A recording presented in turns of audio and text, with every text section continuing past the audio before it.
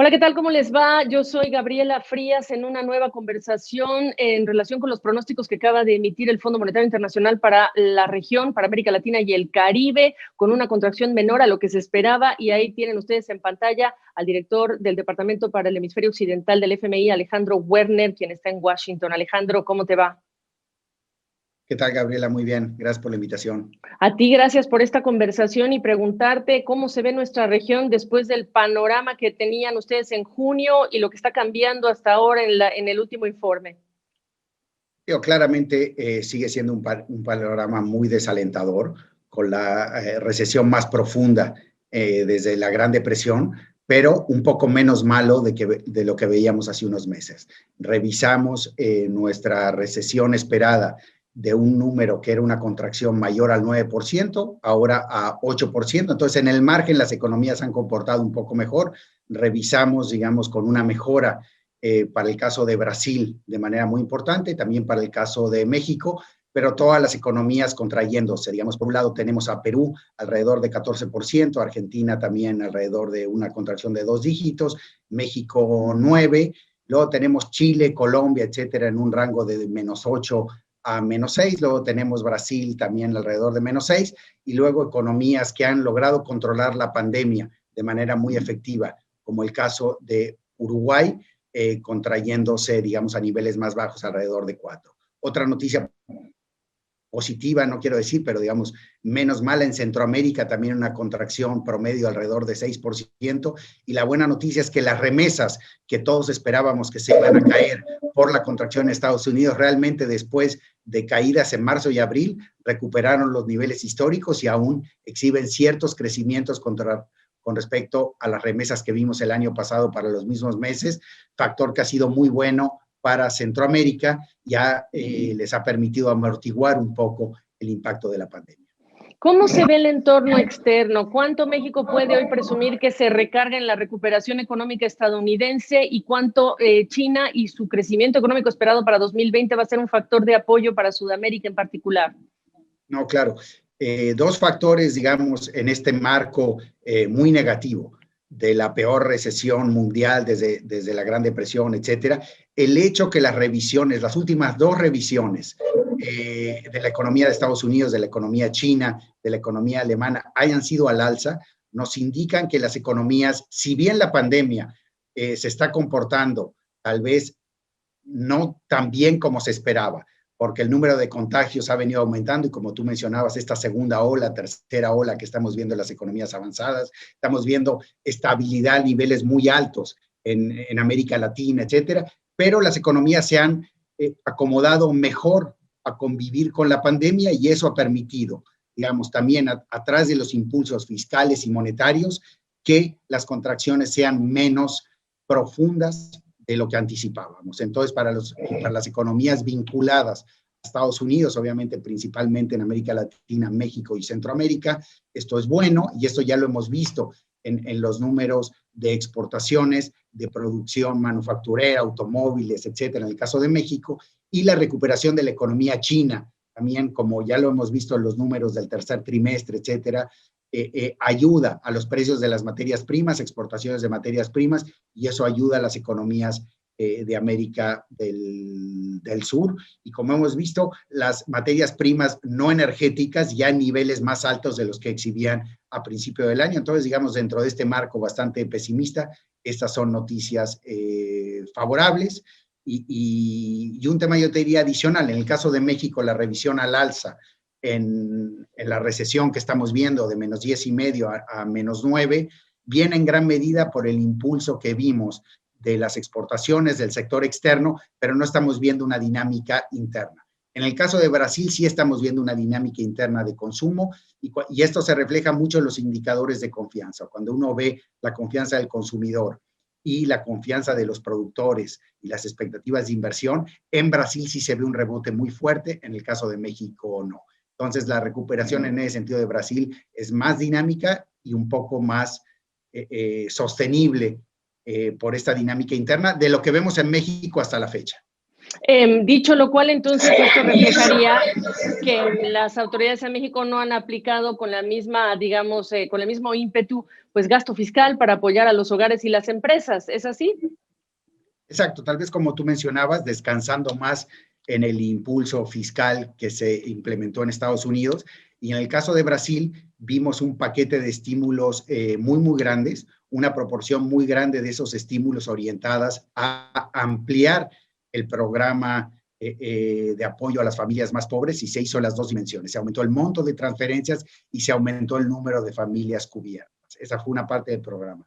La otra parte del programa fue un programa de apoyo al empleo, donde básicamente se cubrió a 30% del empleo formal, negociando con empresas y con los trabajadores que las empresas mantengan a los trabajadores empleados, los empleados aceptan un sueldo menor y el gobierno pone parte de los recursos para que se mantenga este nivel de empleo.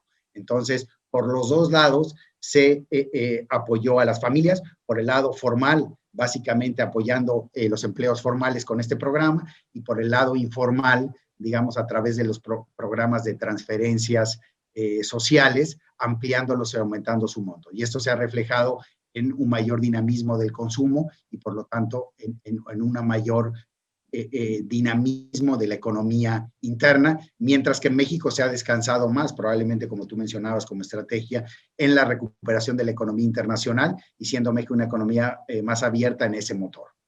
Que sin embargo me imagino no será suficiente, Alejandro, y te lo pregunto porque ustedes acaban de presentar el resultado de las recomendaciones que se le hicieron al gobierno mexicano en esa revisión de artículo 4 que ustedes hacen, y las revisiones no cayeron bien, las recomendaciones que incluían incluso posponer la refinería de Dos Bocas, que es un proyecto insignia del presidente de México, motivó incluso que el subsecretario de Hacienda por Twitter empezara a expresar pues su molestia por este tipo de recomendaciones. Entre ellas, el presidente López Obrador decía que ustedes deberían no estar prestándole a gobiernos corruptos. Estoy segura que leíste las declaraciones. ¿Qué opinión te merece que estas recomendaciones generen este tipo de reacciones públicas? Mira, nosotros estas declaraciones, estos comunicados de prensa se hacen al final de todas las misiones. Digamos, es un proceso que llevan a cabo todos los países miembros del Fondo Monetario Internacional, los 189, digo, próximamente van a ser 190 países miembros, y en la conclusión, digamos, a la finalización de este ejercicio, se emite, digamos, esta visión de perspectivas de la economía, y también un poco, dada la experiencia internacional que estamos viendo, lo que el equipo que visitó México cree que podrían ser políticas que podrían apoyar esta recuperación. Claramente, en muchas de estas ocasiones hay diferencias de opinión, pero viendo, digamos, que los países del G20 han implementado un estímulo fiscal de 12 puntos del PIB en promedio, viendo que aún en América Latina se han implementado estímulos de este tamaño, creemos que México, digamos, por el trabajo macroeconómico que se ha hecho en años pasados y también por esta administración, tiene el espacio para llevar a cabo una política que sea un poco más agresiva en este sentido, apoya a las empresas, apoya a las familias y ponga a la economía mexicana en mejor posición para recuperarse cuando se empiece, digamos, a controlar la pandemia. En segundo lugar, también, digamos, dado el gran choque económico que están recibiendo las economías, también es momento de repriorizar. Y en ese sentido, digamos, el equipo hizo, digamos, la recomendación, como lo han hecho en otras ocasiones, que tal vez es momento de revisar algunos gastos y ver si se puede reacomodar este gasto para realizarlo en sectores, en políticas que tengan un impacto social mayor. Y de ahí la recomendación que, habiendo identificado sectores y políticas que probablemente tienen una rentabilidad social mayor, básicamente era esta recomendación con algunos proyectos de infraestructura, ¿no? Pero es un proceso normal y que sí lo vemos en varios países y es parte del proceso de diálogo que a veces toma, digamos, un tono un poquito más alto, pero con México siempre hemos tenido, digamos, un diálogo muy fluido. Tenemos, como tú sabes, una línea de crédito por 60,000 millones de dólares que lleva 10 años con México, se ha renovado el año pasado, y eso básicamente es un reflejo de nuestra opinión de las políticas que ha seguido ese país. Claro, los países que reciben esta opción, esta ventana de la línea de crédito flexible, quiere decir que están haciendo las cosas muy bien. Preguntarte, está en proceso de revisión, ¿es así? ¿Y de qué depende esa revisión? ¿Cómo se hace? Y te lo pregunto combinando si es que las políticas actuales del gobierno mexicano van a tener que ver en esa revisión que se hace de esa línea. Sí, no se está haciendo una revisión de la línea. Las líneas duran 2 años. El gobierno mexicano la renovó el año pasado. El año pasado. Entonces, vence el año que viene. Entonces, el año que viene vamos a tener, si el gobierno mexicano decide que quiere mantenerla, como lo ha hecho, digamos, cada 2 años, pues vamos a hacer el proceso normal de ver, digamos, si las políticas cumplen con los criterios que se tiene que cumplir para tener acceso a esta línea, que tienen que ver con la fortaleza macroeconómica, la fortaleza institucional y de gobernanza, como se hizo el año pasado, y ahí iremos a nuestro consejo directivo y ahí se evaluará. Este año lo único que se hace es una revisión de medio periodo, en donde nosotros le llevamos a nuestro directorio, por ser un compromiso financiero tan importante, un poco cómo va el país a la mitad del camino. Pero no es un proceso donde el directorio decide aprobar o no aprobar, es un proceso, digamos, donde se informa cómo va esta línea de crédito y cómo va el sujeto de crédito, digamos, a mitad del camino, y será el año que viene donde se decida con base en este proceso de renovación que hemos venido haciendo ya por muchos años. La prensa mexicana se ha dedicado a hablar mucho de la línea de crédito flexible, supongo que en el marco de las reuniones de otoño, pero efectivamente esa es por 2 años y fue el año pasado cuando se renovó, lo recordamos bien. Déjame cerrar, México, con una pregunta. Yo te preguntaría a ti si, de acuerdo con ustedes, los economistas del FMI, el crecimiento potencial de México ha caído en los últimos 2 años. En tu opinión técnica, ¿qué dirías? Mira, yo te diría que sí, porque la inversión, y creo, o sea, la verdad no tengo el número en la cabeza, pero el equipo que revisa México ha revisado el crecimiento potencial a la baja, porque la inversión en México ya lleva 5 años deprimida. Entonces, al final del día, si un país no incrementa su inversión, eso quiere decir que el capital que tenemos para producir no crece con el mismo dinamismo que lo hacía hace 5 años. Parte de esto fue por la incertidumbre asociada al Tratado de Libre Comercio, parte fue por incertidumbre con otro tipo de políticas, y ahora vino la pandemia. Entonces ya llevamos un periodo largo de incertidumbre que ha afectado el proceso de inversión. Eso implica que nuestro stock de capital no ha crecido con el dinamismo promedio que llevaba en las últimas 15 años, y eso hace que el crecimiento potencial sea menor. Entonces, como implícitamente tú lo haces en tu pregunta, claramente México tiene un reto de cómo restablecer un proceso dinámico de inversión para poder incrementar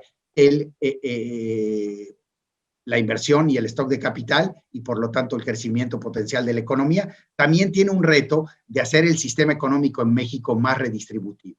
Parte a través de la política fiscal, pero también parte a través de las políticas de competencia. O sea, si tenemos que hay una reducción en los márgenes que tienen las empresas en los sectores más concentrados, alguna vez la Comisión de Competencia en México, hace ya como 8 o 10 años, hizo un estudio que si se reducían los márgenes en las empresas en donde hay mayor concentración en sectores claves, se podrían tener beneficios en términos de disminución de la pobreza similares o mayores a los que se obtienen a través de los programas de transferencias condicionadas. Entonces, claramente va más allá del esquema fiscal, también va a través de la estructura de la economía, que sea una economía más competitiva y que de esta manera haya una reducción en los precios relativos en sectores claves que beneficien más a los que menos tienen.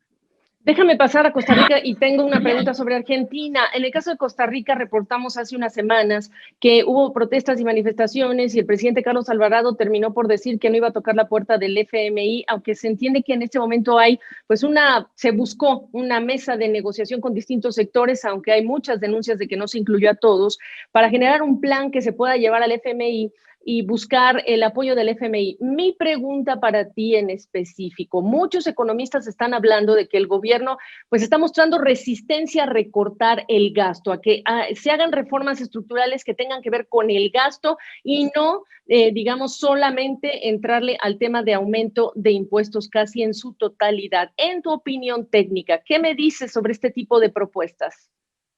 Mira, Costa Rica ha mostrado un desbalance de finanzas públicas ya por muchos años. Desde la crisis financiera internacional o durante la crisis financiera internacional, Costa Rica tomó medidas importantes para tener un efecto contracíclico. Pero luego, una vez que se recuperó la normalidad económica, no las revirtió. Y dado, digamos, el entorno de gran liquidez en los mercados financieros internacionales, Costa Rica pudo emitir deuda para financiar estos desbalances.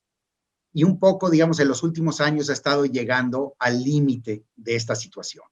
Y, digamos, obviamente con la pandemia esto se ha todavía empeorado aún más. Entonces, la sociedad en Costa Rica tiene que encontrar una manera de ir restableciendo los equilibrios macroeconómicos, ya sea a través de incrementos graduales en los impuestos, reducciones del gasto, etcétera, para mostrar que generará los ingresos adicionales para poder servir la deuda que incurrió en el pasado. De no ser este el caso, al final del día van a tener que caer en un proceso de reestructura de deuda que también va a ser difícil para la economía. Entonces, sí es muy importante, digamos, que la sociedad, y de ahí yo creo que el proceso que inició el gobierno es un proceso deseable, es que haya, digamos, un consenso social que se forme a través de un paquete que logre esta estabilidad, porque obviamente hay un tema distributivo muy importante de qué sectores y cómo se distribuye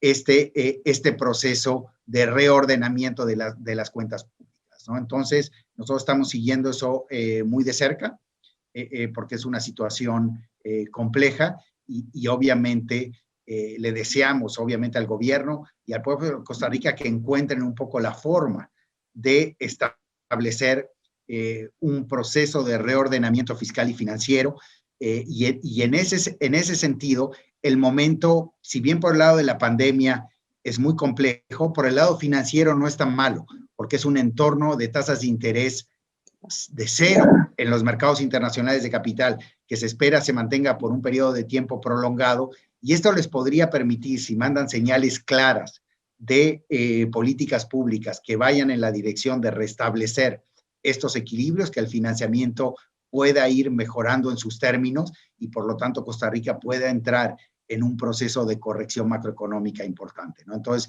estamos, digamos, siguiendo este caso muy de cerca y es un caso, obviamente, que genera preocupación. Y los ciudadanos que lo único que piden es que todos pongan, empezando por el gobierno, y que las medidas tengan esa coherencia de la que tú estás hablando. A eso me refería yo.